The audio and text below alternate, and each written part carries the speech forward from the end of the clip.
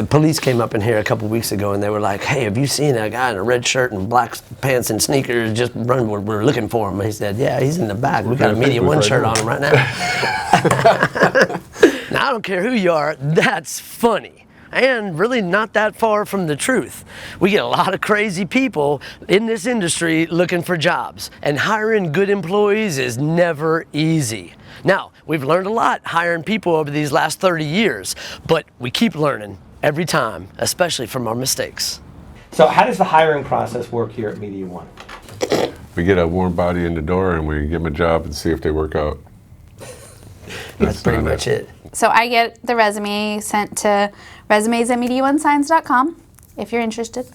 And then I weed them out and send them to Dale and Rick. Jamie, Yeah. she vets them all before she gives them to us. So she'll take 20 and give us 3.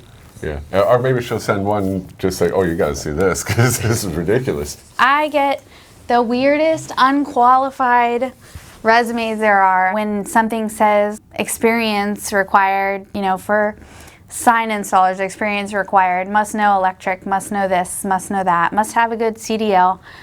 And I get people that do landscaping.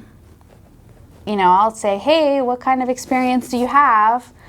I'll reply, because obviously they didn't get the part about it being experienced, and ask them what kind of experience they have. And they said, well, none in that specific field, but I'm a quick learner. Everybody's a quick learner. Everyone claims to be a quick learner. Like, I don't know what qualifies someone as a quick learner. We've never used a headhunter because they start, you know, they're charging $8,000, $10,000 to get somebody in, and who knows if it's anybody, you know, better than anybody we're going to get. But since it's such a specialized industry or specialized market, it's tough to find people. Right. If we use the headhunter, then they're looking. Oh, you need somebody to install. They're looking for electricians, or you need somebody to fabricate. They're looking for welders. But that's not necessarily what we need. Is somebody who's a welder, electrician. You know, we need people who do signs or who can learn how to do signs. Which is what makes it hard. So to give you an idea how hard it is to find people, at my the last company I was at, in a year and a half, I went through 52 people. That 52 number is only the people that I physically let go or moved out of the department, you know, moved to a different section of the company. That doesn't count the number of people that came for an interview, we talked, agreed, you start tomorrow at 7, and they never showed up. It's difficult. It's almost like word of mouth. We get people coming in off the street saying, hey, I'm a sign guy, just moved here, or I just left this company and I heard about you guys, you know, you guys looking for anybody. Or we have friends who are downsizing and they might say, hey, I got this guy who worked for me for a long time. Are you guys looking for this type of help right now? Which is, that's always the best way to find it, somebody who's worked for one of our friends. The best people tend to be when you're not looking for somebody, when they find you. Nobody's walking into a sign company asking for a job with no experience. Yeah. So if somebody comes in off the street, they're typically, they've heard about us. They've got some experience. You know, they've known us in the industry around town or something, or they've heard about us and they maybe lose a job or decide to move over this way, and so they'll come in and approach us, which that is a really good, one of the best ways to find people. Yeah. They're pretty good at reading people at this point. We've hired a lot of people, we've gone through a lot of people. Rick and Dale have almost a sixth sense about who's really going to be self-motivated. How quickly can you usually tell if they know I'm what horrible they're at that. I'm horrible. Everybody, if somebody tells me something to my face, it's the truth. That's what I believe. And so when somebody tells me something, there's no way they're lying to me. No way. This guy's like, he's lying to you. It's just developed over the years, you know, because I used to be like that too, take people at face value, but then you can tell sometimes when people are blowing smoke up your ass or they're not entirely truthful, or just by little things that they say. I was on vacation in Michigan and I was supposed to meet up with the guy up there because he was up there wanting to move down here. He came down here while I was up there, and Dale hired the guy. On the spot. Oh my gosh, this guy was a trip, man. If Rick would have been there at the interview, we probably wouldn't have hired him. Let's just say that. Why did you hire him though? Well, I mean, we needed an installer. He told me he could install. See, he told me, I mean, he said. So yeah, that dude. And then we had clients calling, telling us they caught him up on top of our signs, jumping on top of them once he got done installing them to show the client how sturdy they were. Are you kidding me? he I mean, the put dude these was only big like letters. 4'8". He was smaller than me, you know, so it wasn't like a, you know, thing, but That's why he hired him. What was that job? What was that job? There were these huge letters going up on the side of the building. They were like 4-foot tall letters. They went down probably 22 feet. And you look at it, and the whole thing is running downhill. I'm like, dude, that thing is crooked as hell. He's like, no, each letter is level. He's put level on each letter. I'm like, I don't care, but the whole thing is going downhill. Well, what do you want me to do? Fix it. When I would face-to-face talk to people, yeah, it's all the same, you know, the same BS, you know, HR questions that you always ask. But then I throw in functional questions while we're walking through the shop, touring the shop, whatever. How many 16ths are in an inch? If you give me any answer other than 16, I'm not hiring you. They tell us 3 different jobs that they left because the manager didn't know what was they doing, the owner didn't know what the hell was going on, or this guy didn't want to do the way he wanted it to be done. Like, that's a pretty good sign. It's not always the other people. surprisingly, that happens 30% of the time. People just rip on all their old bosses and all their old companies and how they were doing things wrong, and we're like, As soon as they leave, we're like, yeah, not that guy. we don't We'll need get the that next kind of one, he's attitude. ripping on it. right. Does it amaze you that they think that that's a good way to act toward you guys? Yeah, but you gotta remember, this is something we talked about too. When we don't have a school that brings up sign guys or you know shows them how to do this industry, so these are guys just that have learned the industry over the years. I doubt that they have any training in interviewing. They're sign guys. They just come in and I don't know if they have that type of mentality of They think it makes them look better by putting other people down or saying how much more they know than that person. Right. But it's not necessarily Happens all the time. a positive thing in our eyes. We've had some wild ones that had some weird personality quirks, to put it lightly. Oh, we got this one guy. I think he wanted to be a designer. Actually, I think I kind of filmed him walking into Dale's office. He looked like Elvis Presley. He didn't Oh, look he like was Elvis. I Elvis. think he was. He was an Elvis impersonator, He that's sure- right. He But what was. he That was had- on his resume. It's like, oh, we Yeah, gotta like- get this guy. I couldn't believe it. She sent me And I- that. What? Hit play. There he is. He was Elvis, though. Look at He was like, thank you very much. That's great. Without mentioning his name, what job did he want? Designer. Yeah, he was a Technical designer. Designer, looking like that. Yeah. They're a rare breed. Yeah, that's great. They're all creative people, you know.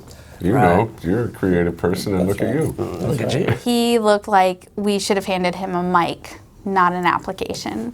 And how about the dude that we hired that didn't show up for a couple days? Or his wife Oh, called man, I us. think he worked a couple days, and he accidentally used our company credit card for groceries because he must have used the wrong card. Looked similar to his personal card. And then he didn't show up. And then he didn't show up. And it was like $386 worth of Winn-Dixie. You know what I mean? What? So while we're trying to get his money back from that thing, which he asked us to take out of his paycheck, he didn't show up for a couple of days. So then on Thursday, his wife calls us, or maybe it was the Monday following that weekend or something like that. Friday. It was Friday she called when he She wasn't called here and says, Thursday. hey, I just want to let you know he still wants a job, but his dad just died up north. He had to travel up there, and he'll be back Monday. And we said, okay, no worries. And then about 4 hours later, our buddy, who is a bail bondsman, called me up and said, hey man, I just wanted to double check, you know, your guy that got arrested the other night. I said, what guy? He said, you know, the guy I bailed out for cocaine possession. He was sitting up in jail, and he listed you as an employer, so I thought I'd call you, give you a heads up. And this dude, we're thinking he's at a funeral up north, and that dude's sitting in jail for cocaine. Come on. So you know, sometimes you have a guy that, you know, you have a thought that they might have a substance abuse problem, and then they prove it by, I had a guy was cutting and nodded off for 30 seconds, finger still on the trigger, saw going 30 seconds, he comes back to the world and kept on cutting. That was his last day. What do you guys look for when someone comes in? How can you tell quickly that they're going to work?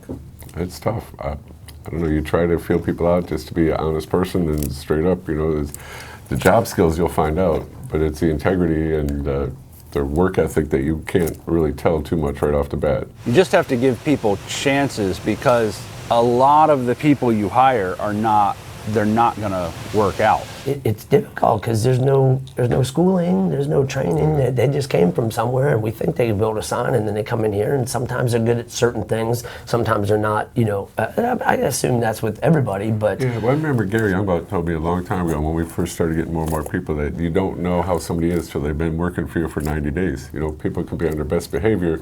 Then when they get comfortable and they get in a routine, then you find out how their true personality is. It's easy to test skills and ability and stuff like that, but you can't test work ethic at an interview or at a welding test or anything like that. So you don't know how that person's going to work until you see them work. I mean, that's why there's 90-day probation periods everywhere, because people can fake a lot of stuff, but they can't fake it consistently for 3 months. Especially difficult with installers and install helpers, because they're out on the road. Once they leave out of your site, you got to go by what their coworkers are saying, what the customer is saying.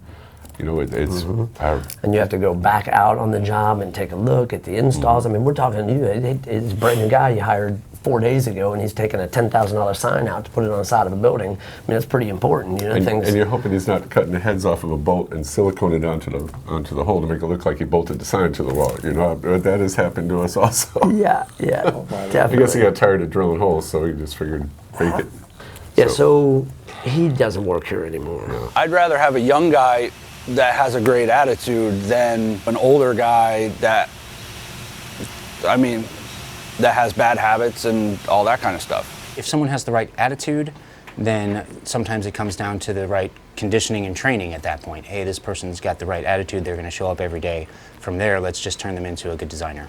We used to, strictly for the last 15 years, used to hire on abilities. And then we kind of switched that maybe 5-6 years ago and started hiring for character, which really made a big difference, I think, for us. And that's why a vast majority of our baseline people have been here for 2 decades, 12 years, 15 years, because we judge their character. So if this guy has a great work ethic, he's determined to be at work and have a good job and make a career out of this, we can train him to do what he needs to do. And that's why we cross-train a bunch of different positions, So we got a guy that can run the router table, but can also wrap and also go out and drive the bucket truck and do an install.